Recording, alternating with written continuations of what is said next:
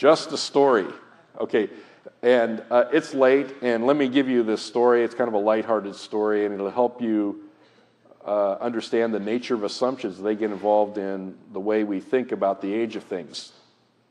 One day there were two space travelers that came from a distant planet. They came to Earth, and the purpose of these space travelers, of all things, was to understand the average age of a high school student, believe it or not. And they came to two different high schools, one here in Indiana, let's say, and one in California. And their purpose was to determine the average age of a high school student using scientific methodology.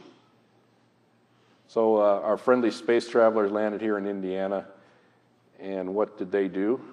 They measured the heights of high school students. And they measured hundreds of high school students, and they found that the average high school student is 65 inches high.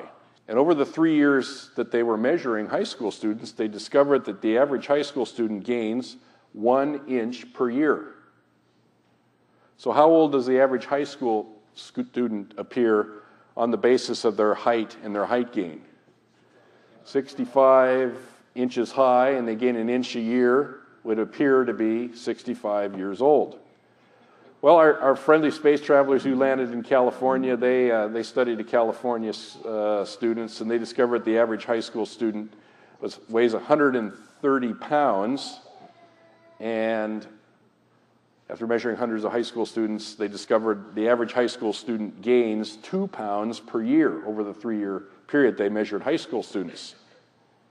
So how old does the average high school student appear on the basis of their weight gain? They weigh 130 pounds on the average, and they gain 2 pounds per year. How old does the average high school student appear on the basis of their height and their weight gain? Okay, good. You guys are really on to that. Okay, so our friendly space travelers got together here and started thinking about this. Average height is 65 inches. The height gain is 1 inch per year. The average weight gain is 2 pounds, 130 pounds is the average weight. Conclusion, the average high school student is 65 years old. Now, when they were doing this, the parents were there. What did the parents say? The parents gave eyewitness testimony that their students, their sons and daughters, were not 65 years old, but they were just teenagers. The eyewitness testimony conflicted. But our friendly space driver said, we just want the scientific evidence, and so they concluded the average high school student is 65 years old. Okay, question is, what went wrong? What went wrong? Okay, think about it in our story here. Assumed constant rate. They extrapolated the weight and height gain over the life of the student.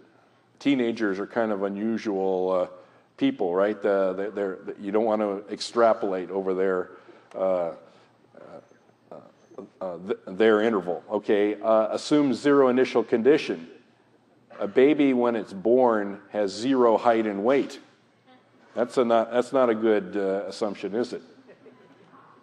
And they disregarded eyewitness testimony. They just wanted the scientific argument. Okay? Some things went wrong there, didn't it? Radioisotopes, similar. Here's some of those assumptions. Dr. Vardaman mentioned some of these. A closed system. We have an hourglass here with grains in the upper chamber and the lower chamber. We haven't removed or added any grains to the hourglass, if you will. The beginning quantities are known. We might assume that all of the grains were in the upper part of the hourglass as we begin, and there were no grains in the bottom of the hourglass, but that might not be the initial condition there. And constant rate of decay, or in the case of the hourglass, constant fall of grains through the apparatus. Those are some of the assumptions, and I think all of the assumptions can be questioned. And so that's what radioisotope work needs to be done.